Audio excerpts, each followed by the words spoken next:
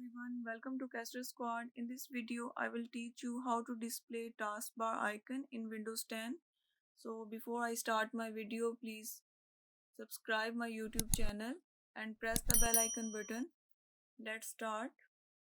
Click on menu, click on settings. Here click on personalization.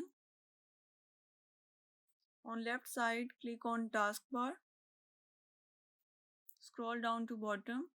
Here you see taskbar location on screen.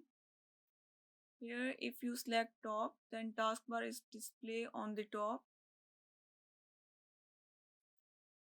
If you select left, then taskbar icons is displayed on the left.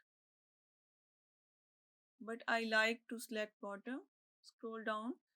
Here you can see notification area, turn system icon on or off click. If you want to display volume icon in taskbar, then turn on the volume. Here you can see volume icon. If you want to display window icon, then turn on the window icon. Same as for power button here. So if you like my video, please subscribe my YouTube channel and press the bell icon button.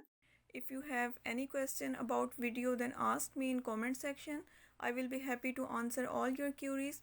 See you in another interesting video. Take care. Bye bye.